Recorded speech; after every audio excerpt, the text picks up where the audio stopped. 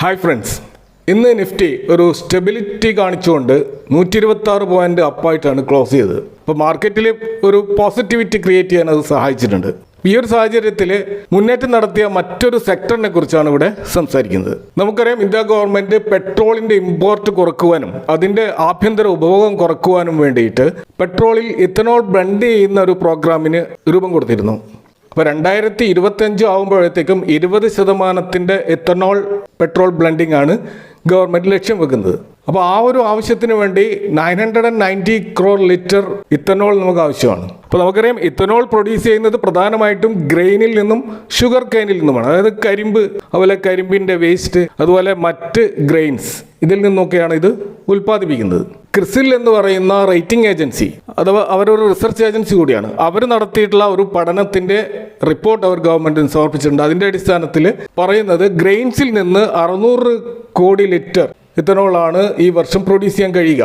ബാക്കി വരുന്ന ഇത്തനോൾ പ്രൊഡ്യൂസ് ചെയ്യേണ്ടത് ഷുഗർ കെയിനിൽ നിന്നാണ്. അപ്പോൾ കഴിഞ്ഞ വർഷം ഉണ്ടായിട്ടുള്ള ഇറഗുലർ റെയിൻഫോൾ, നമ്മൾക്ക് വേണ്ടത്ര മഴ കിട്ടാത്തത് കാരണം ഷുഗർ കെയിൻ പ്രൊഡക്ഷനിൽ വലിയൊരു ഡിക്ലൈൻ ഉണ്ടായിരുന്നു. അതിൻ്റെ ഭാഗമായിട്ട് എത്തനോൾ പ്രൊഡക്ഷൻ ഷുഗർ കെയിനിൽ നിന്ന് പ്രതീക്ഷിച്ച അത്ര ഉൽപ്പാദിപ്പിക്കാൻ കഴിഞ്ഞിട്ടില്ല. കൂടാതെ ഷുഗറിൻ്റെ വില വർദ്ധിക്കാൻ കാരണമാകുന്നത് കൊണ്ട് തന്നെ ഗവൺമെൻറ് ഇവിടെ എക്സ്പോർട്ട് റെസ്ട്രിക്ഷനും അതുപോലെ തന്നെ ഇതിൻ്റെ പ്രൈസ് റെസ്ട്രിക്ഷനൊക്കെ നടത്തുകയുണ്ടായി. അപ്പോൾ ഇതിൻ്റെ ഭാഗമായിട്ട് എല്ലാ ഷുഗർ സ്റ്റോക്കുകളിലും വളരെ മോശം റിസൾട്ടാണ് കഴിഞ്ഞ ക്വാർട്ടറിൽ നമുക്ക് കാണാൻ കഴിയുന്നത്. അപ്പോൾ ഈ വർഷം ഷുഗർ കെയിനിൽ നിന്ന് കൂടുതൽ എത്തനോൾ ഉൽപ്പാദിപ്പിക്കാതെ ഗവൺമെൻറ്റിനെ ഉദ്ദേശിച്ച ആ ഒരു ലക്ഷ്യം പൂർത്തീകരിക്കാൻ കഴിയില്ല എന്നാണ് റിപ്പോർട്ടിൽ പറയുന്നത്. അതുകൊണ്ട് തന്നെ ഷുഗർ കമ്പനികളിൽ ഉണ്ടാകാൻ പോകുന്ന റെസ്ട്രിക്ഷൻ എടുത്തു കളയാനുള്ള സാധ്യതകളുണ്ട് എന്നതിൻ്റെ അടിസ്ഥാനത്തിലാണ് ഇന്ന് ഷുഗർ സ്റ്റോക്കുകളിൽ വമ്പിച്ച റാലി ഉണ്ടായത്.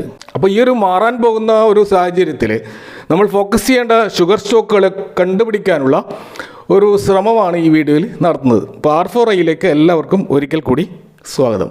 നമുക്കറിയാം, സ്റ്റോക്ക് മാർക്കറ്റിൽ ചെറുതും വലുതുമായ 38ഓളം ഷുഗർ കമ്പനികൾ കാണാൻ കഴിയും. എന്നാൽ ഈ ഷുഗർ കമ്പനികളിൽ ഒരു ഷുഗർ കമ്പനി പോലും ലാർജ് ക്യാപ്പിലോ മിഡ് ക്യാപ്പിലോ ഇല്ല. എല്ലാം സ്മോൾ ക്യാപ്പ് കമ്പനികളാണ് എന്നുള്ളതാണ് യാഥാർത്ഥ്യം. അപ്പോൾ ഇവിടെ കൂടുതലായിട്ടുള്ളത് സ്മോൾ ക്യാപ്പ് കമ്പനികളും മൈക്രോ ക്യാപ്പ് കമ്പനികളും ഈവൻ പെന്നി സ്റ്റോക്കുകളും ഒക്കെയാണ് നമുക്ക് ഷുഗർ സെക്ടറിൽ കാണാൻ കഴിയുക.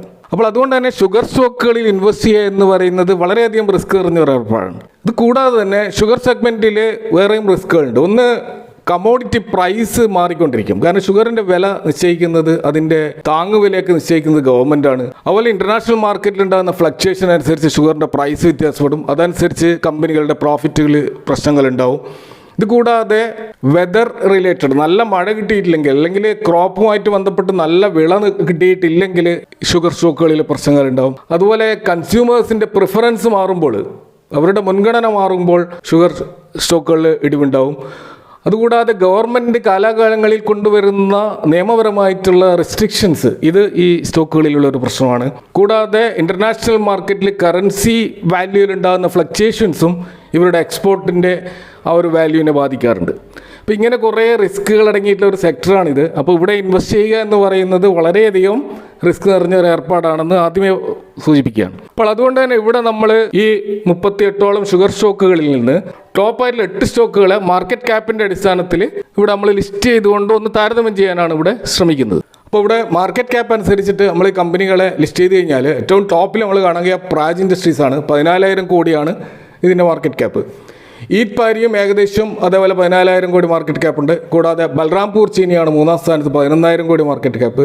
പിന്നീട് ശ്രീ രേണുക ഷുഗറിന് 10,000 കോടി മാർക്കറ്റ് ക്യാപ്പ് ഉണ്ട്. പിന്നെ ത്രിവേണി എഞ്ചിനീയറിംഗിന് 9,000 കോടി, അതുപോലെ ബജാജ് ഹിന്ദുസ്ഥാൻ 5,000 കോടി, ബന്നാരി അമൻ ഷുഗറിന് 4,077 കോടി, അതുപോലെ ഡാൽമിയ ഭാരത് 3,400 കോടിയോളം വരുന്ന മാർക്കറ്റ് ക്യാപ്പാണ് നമുക്ക് കാണാൻ കഴിയുക. അപ്പോൾ മാർക്കറ്റ് ക്യാപ്പ് വൈസ് നോക്കുകയാണെങ്കിൽ ഏറ്റവും അധികം മാർക്കറ്റ് ക്യാപ്പുള്ള കമ്പനി പ്രാജ് ഇൻഡസ്ട്രീസ് ആണ്. അപ്പോൾ ഇന്നത്തെ മാർക്കറ്റിൽ ഉണ്ടായിട്ടുള്ള ഈ ഒരു റാലിയുടെ ഭാഗമായിട്ട് ഏറ്റവും അധികം മുന്നേറിയ സ്റ്റോക്ക് എന്ന് പറയുന്നത് ബൽറാംപൂർ ചീനിയാണ്. 7% മുന്നേറ്റം സ്റ്റോക്കിൽ ഉണ്ടായിട്ടുണ്ട്.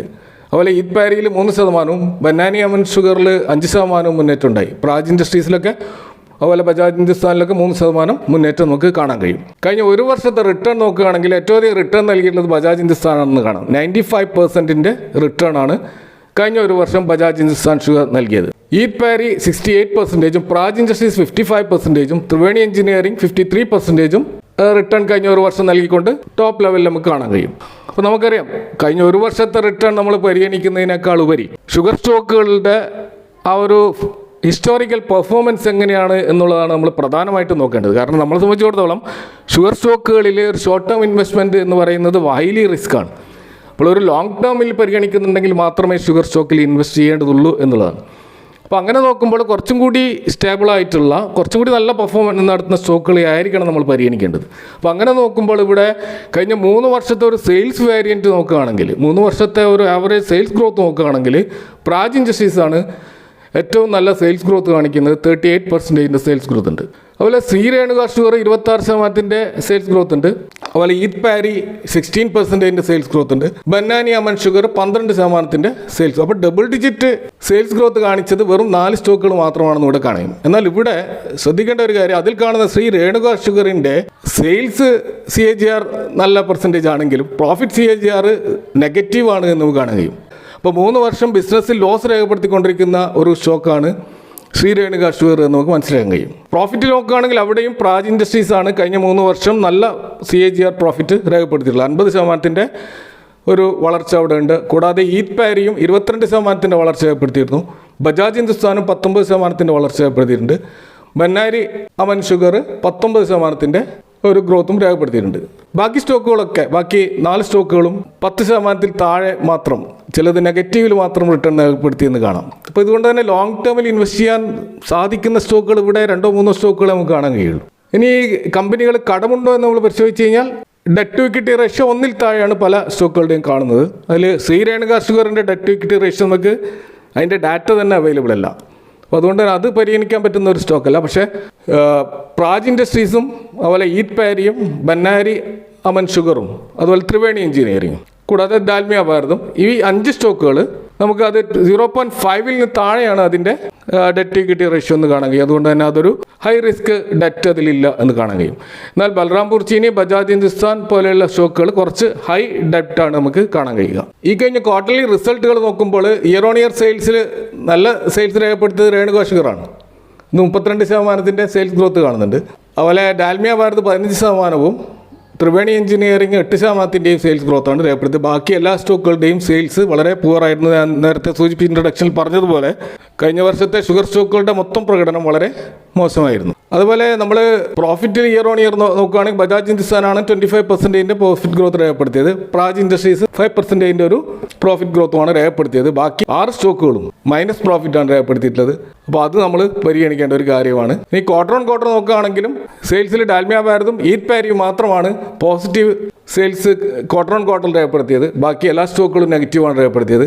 അതുപോലെ പ്രോഫിറ്റിലും ക്വാർട്ടർ ഓൺ ക്വാർട്ടറിൽ എല്ലാ സ്റ്റോക്കുകളും, ഈ ഞാനിവിടെ സെലക്ട് ചെയ്തിട്ടുള്ള 8 സ്റ്റോക്കുകളും നെഗറ്റീവിലാണ് ക്ലോസ് ചെയ്തത്. അതിൽ ബജാജ് ഹിന്ദുസ്ഥാനാണ് ഏറ്റവും മോശം പ്രകടനം നടത്തിയത്. -174 ക്വാർട്ടർ ഓൺ ക്വാർട്ടർ ലോസ് ആണ് അതിൽ നമുക്ക് കാണാൻ കഴിയുക.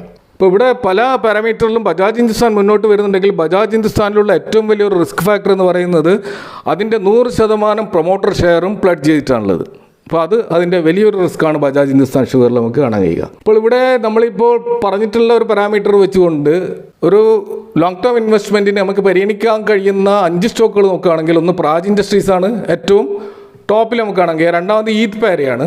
മൂന്നാമത്തെ ഒരു സ്റ്റോക്ക് പരിഗണിക്കാനാവുകയാണെങ്കിൽ അത് ബന്നാരി അമൻ ഷുഗറാണ്. കൂടാതെ ത്രിവേണി എഞ്ചിനീയറിംഗും ഡാൽമിയ ഭാരതും പരിഗണിക്കാവുന്ന സ്റ്റോക്കുകളാണ്. അപ്പോൾ ഇതൊക്കെയാണ് നമുക്ക് മൊത്തത്തിലുള്ള ഇവരുടെ ഒരു ബിസിനസ് അനാലിസിസ് നടത്തുമ്പോൾ നമുക്ക് മനസ്സിലാക്കാൻ കഴിയുക.